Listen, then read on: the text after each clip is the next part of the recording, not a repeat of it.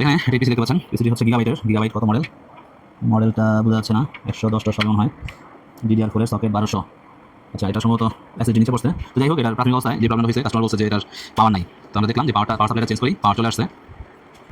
দেন এখান থেকে পাওয়ার প্রেস করে পাওয়ার আসতেছিল না। দেন আমরা এখান থেকে যে পাওয়ারের যে সুইচ আছে, এই পাওয়ারের সুইচটা শর্ট করে এখান থেকে পাওয়ারটা অন করছি। ওকে, পাওয়ার সুইচ শর্ট করে এখান থেকে অন করছি। অন করার পরে দেখি যে ডিসপ্লে নেই। আবার আমি র্যামটা খুলে রাখছি, তো ডিসপ্লে নাই। তো র্যামটার অবস্থাটা আমি দেখাই। র্যামটার অবস্থা হচ্ছে এইভাবে, দেখা যাবে কিনা, র্যামের মধ্যে প্রচুর জংয়ের মতো আছে। দেখেন, এই প্রচুর জং ধরা আছে। তো এটা আমরা ক্লিন করে দেখবো। দেখেন, ক্লিন করে দেখবো এই র্যাম দিয়ে আমাদের ডিসপ্লে আসে কিনা। তাহলে প্রবলেম পাইলাম তিনটা। একটা হচ্ছে পাওয়ার সাপ্লাই প্রবলেম, পাওয়ার আসতেছিল না। তারপরে হচ্ছে ডিসপ্লে আসতেছিল না, মানে হচ্ছে র্যামটা আমরা দেখছি প্রাথমিক অবস্থায়। দেন এই যে বায়োস ব্যাটারিটা উল্টা করে লাগিয়ে রাখছি, এই বায়োস ব্যাটারিটা ডাউন হয়ে গেছে। এই বায়োস ব্যাটারিটার ভোল্টেজ 1.5 আছে, সম্ভবত 3.3 বায়োস লাগবে, ব্যাটারি লাগবে। তো এখান থেকে আমরা র্যাম খুলে নিছি, বায়োসটাকে উল্টা করে 10 সেকেন্ড লাগিয়ে রাখছি, কারণ হচ্ছে এটা রিসেট হবে। অনেক সময় রিসেট বাটন আছে, তো রিসেট বাটন দিয়ে রিসেট করা যায়, বা ট্রিগার দিয়ে রিসেট করা যায়। আমরা ব্যাটারিটাকেই জাস্ট উল্টা করে দিয়ে নিছি। এখন আমরা র্যামটা ওয়াশ করে লাগিয়ে দেখবো যে শর্ট করে পাওয়ার এবং ডিসপ্লে আসে কিনা প্রপারলি। তারপর আমরা পাওয়ারের লাইন দেখবো। তো আমরা মোটামুটি যতটুকু পারা গেছে এটা র্যামটা ভালোভাবে ক্লিন করে নিছি। তো এখন আমরা র্যামটা আবার ইনস্টল করে দেখবো। ইনস্টল করে দেখি যে ডিসপ্লে আসে কিনা। পাওয়ার দিব, ওকে, এখান থেকে শর্ট করাবো, পাওয়ার আসছে, ডিসপ্লে আসতেছে না। আমরা একটা র্যাম ইউজ করে দেখবো যে ডিসপ্লে আসে কিনা। পাওয়ারটা খুলে নেই, অন্য একটা র্যাম দেখতেছি, স্লটটাও পরিবর্তন করে দিই, পাওয়ার দেবো, শর্ট করে নিই, পাওয়ার আসছে, ডিসপ্লে আসতেছে না। এক্ষেত্রে আমরা যে জিনিসটা চেক করবো, এই ফ্যানটা খুলবো, ফ্যানটা খুলে দেখবো প্রসেসরটা হিট হয় কিনা। একটা মাইনাস দিয়ে সবগুলো লক আগে খুলে নিব, ঘোরায়া,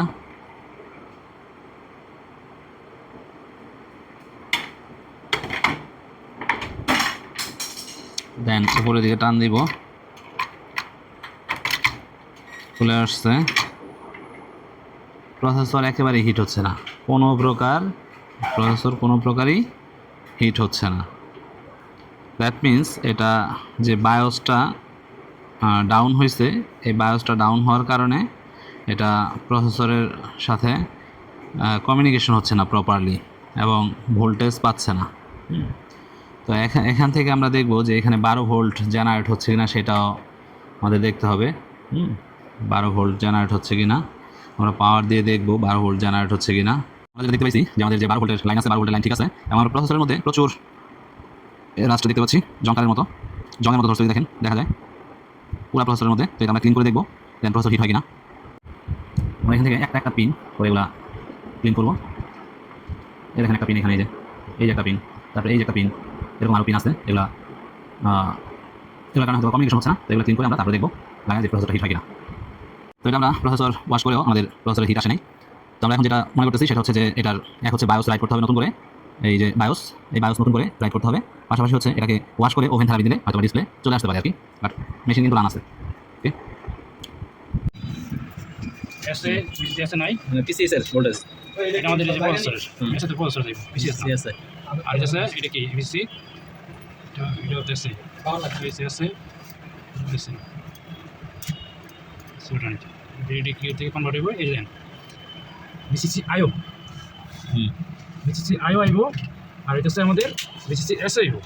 এই দুইটা অ্যাক্টিভ করতে না আইবো, ওর আমাদের কোনোভাবেই অ্যাক্টিভ হবে না।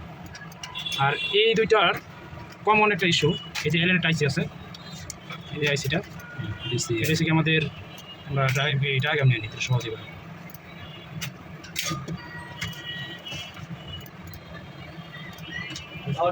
অপারেশন অ্যামপ্লিফায়ার ঠিক আছে। এখন আমাদের এই যে এটা মসফেট আছে, এটা র্যামের ভোল্টেজ থেকে আমাদের র্যামের ভোল্টেজ দিছে, ওইখান থেকে আমাদের এসএ আর আইওটা তৈরি করে, বিসি আছে আর বিসি আইও দুইটা ভোল্টেজ তৈরি করে। আর এই দুইটাকে কন্ট্রোল করে আমাদের অপারেশন অ্যামপ্লিফায়ার। আর এই অপারেশন অ্যামপ্লিফায়ারে কন্ট্রোল করে আমাদের 2.5। তো এখানে আরও কিছু কাজ আছে। এই অ্যানাবলটা মনে করেন আসে আমাদের একটা রেজিস্টার হয়ে ভোল্টেজ ডিভাইডার হয়ে দেখি আমার কোথেকে আসে। আমাদের এই সিগন্যালটা মিসিং ছিল, কিসে এই সিগন্যালটা বিসি এসএ অ্যানাবল, এটা মিসিং ছিল। নিচে পাওয়া যাবে এই অ্যানাবল, ঠিক আছে। অ্যানাবলটা ছিল না, এই 5 ভোল্ট আইসা এটা গ্রাউন্ড করে দিতেছিল। এই গ্রাউন্ড করার কারণে এইটাই অনেক আমরা এর আগে এই হ্যাঁ করে দিলে শর্ট বল থেকে আমরা এটা রিমুভ করে দিই, রিমুভ করে দিলে এটা আমাদের এনাবলের লাইনটা ক্লিয়ার থাকতে হবে। এখানে গ্রাউন্ডটা উপরে এসে পড়ার কারণে এই যে অপারেশন অ্যামপ্লিফায়ারটা কাজ করতে পারতেছে কাজ করতেছিল না। পাইতেছিল না। হ্যাঁ, আচ্ছা একটা বিষয়, কিন্তু আমরা এটা কিন্তু পজিশন নাম্বারে দেখেন, বুটে দেখেন, দেখাই একটু দেখাই। এই যে অপারেশন অ্যামপ্লিফায়ার যেটা আমরা দেখতে পাই এইখানে যে তিনটা সকেট আছে, আছে ওই যে ট্রানজিস্টরের সকেট আছে, এখানে কিন্তু কোনো ট্রানজিস্টর ছিল না। ওটা কলেজ লাগে এটা না, এটা হচ্ছে গিয়ে এটার যে আর্কিটেকচার ওই অনুযায়ী এটা ছিল না, পড়াশোনা দিচ্ছে এইখানে এই দুইটা। আচ্ছা, মানে একটু ভিন্ন করছে, আগে কিছু উডলা যে ছিল আর এটার সঙ্গে ভিন্ন করছে। এটা পজিশন নাম্বার কত ধরলাম, এটা DCQ2 তাই না? DCQ2 হ্যাঁ, DCQ2 এই যেটা দেখছেন, আমরা কিন্তু ডায়াগ্রামে তো এটাই পাইছি, কিন্তু মেনুয়ালি যখন আমরা কাজ করতে গেলাম এটা ফিজিক্যালি আমরা ইয়েতে পাচ্ছিলাম না, বোর্ডে পাচ্ছিলাম না, এই তিনটা ট্রানজিস্টর মসফেট মিলে। হ্যাঁ, তারপরে আমরা পেলাম কই এই যে এনাবলটা এখান থেকে আসছে, দেখেন এক নম্বর পিনে কিন্তু এটা এনাবল, আই এনাবল, এটা পুরো গ্রাউন্ডে জায়গা, পাওয়ার প্রেস করলে গ্রাউন্ড হয়ে জায়গা। তখনই ধরে নিলাম আমাদের এটা ঠিকমতো কাজ করতেছে না। তখন আমরা এই যে ট্রানজিস্টর আছে, মসফেট আছে, এই মসফেট আছে একটা, আর দুটো ট্রানজিস্টর আছে, আমরা রিপ্লেস করে দিই। রিপ্লেস করার পরে DCQ3 আর DCQ4। আচ্ছা, আমরা এটা পজিশনটা নিয়ে এক মিনিট একটু সহজে দেখছেন ট্রানজিস্টর DDQ3 আর DDQ4 হ্যাঁ বল, হ্যাঁ। এটা আসবে, পরে একটা যাবে, মূলত হচ্ছে যে আমাদের ওই এই ইয়াটা দরকার। হ্যাঁ, এখানে আমাদের এই দুইটা ট্রানজিস্টর খারাপ ছিল, এই দুইটা ট্রানজিস্টর ইয়া দেখাও ইন্ডিকেট করে। এইখানে দুটো ট্রানজিস্টর ছিল, হ্যাঁ, আমরা দুটো রিপ্লেস করে দিব, এখন চেক করার জন্য আমরা উঠায় রাখলাম। ওকে ঠিক আছে, মেশিন রেডি। রিপেয়ার হয়ে গেছে, কন্ডিশন স্টার্ট নিল C1 32। এখানে দেখতে পাবেন সবাই ডিসপ্লে আসলে এখানে লাইট জ্বলে উঠবে T2, ডিসপ্লে চলে আসছে, এখানে লাইটটা চলে গেছে, রিস্টার্ট নিচ্ছে আবার।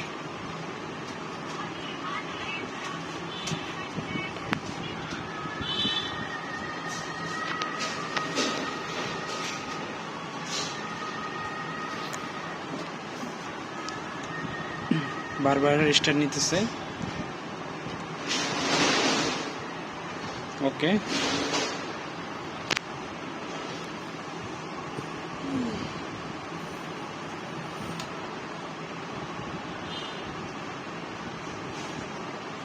A2 everything okay. এটা বায়োসটা ফ্লাশ করা হয়েছিল, যার কারণে কয়েকবার রিস্টার্ট নিছে। মাদারবোর্ডটা রেডি হয়ে গেল, 10 জেনারেশনের সকেট, 10 জেনারেশন প্রসেসর সহ।